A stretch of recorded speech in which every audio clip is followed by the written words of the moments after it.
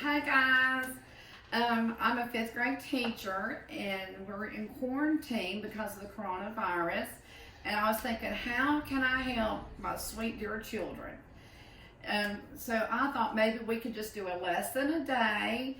And, um, and today we're going to do chapter 11, lesson 4. And it's on three-dimensional figures. And it's on page 65 in your Go Math textbook. Okay, sweet children, you know that we have been talking about, we've talked about polygons. We classified polygons, a three-sided polygons, a triangle, a four-sided figures, a square or rectangle, and then we talked about pentagons, five-sided, hexagon, six-sided, octagon, eight-sided. Okay, we talked about all those polygons. Well now, and we also know that when we were working with a rectangle, this is a two-dimensional figure. It had a flat surface, but we always could measure area, which was length times the width. Now that we're going to three-dimensional figures, there's a little bit more that we get to do.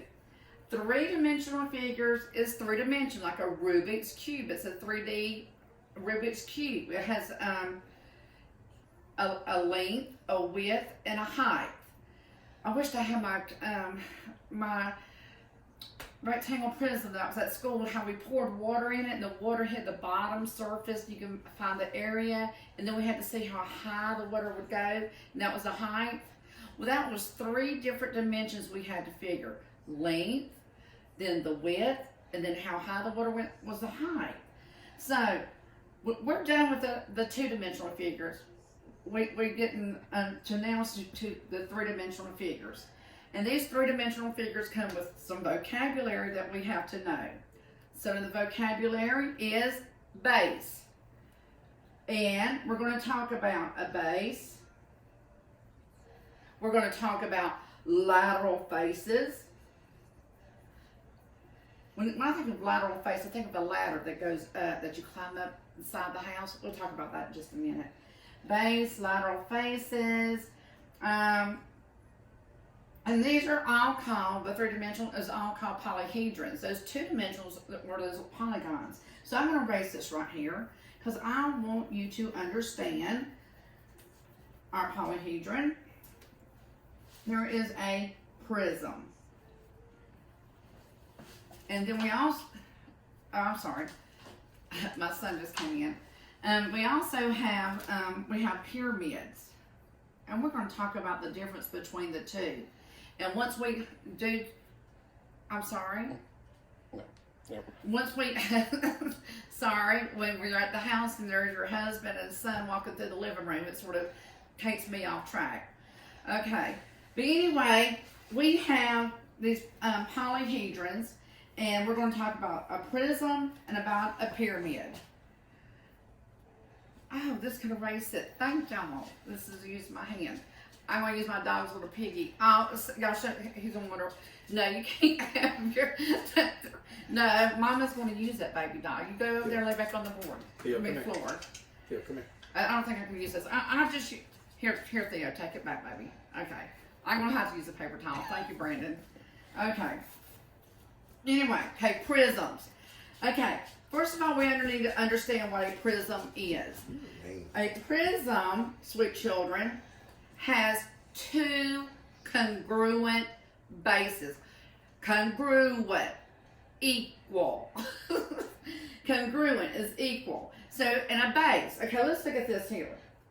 Here is our simple triangle. We talked about these triangles. And here is another triangle. Triangle, triangle. Miss Beasley, why are you treating us like that? I'm not. I'm about to tell you something. This triangle's a base, and this is going to be a base. And they're both equal. They're congruent.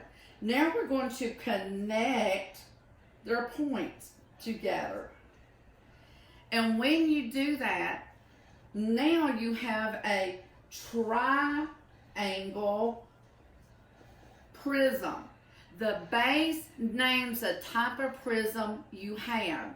So if this is a triangle on the bottom, and then you connect the point to point, guess what that is? You remember me talking about lateral faces? Well, when you connect this point to this point and this point to this point, it goes up and down like a ladder. Well, this is called a lateral face. It's the face, the sides of the triangle prism. Remember, the bases name the prism. Okay, now watch this. If I have guys, remember we talked about 1, 2, 3, 4, 5, 6. A 6-sided figure is a 6. Remember, S-I-X has an X. So that figure is a hexagon. Okay?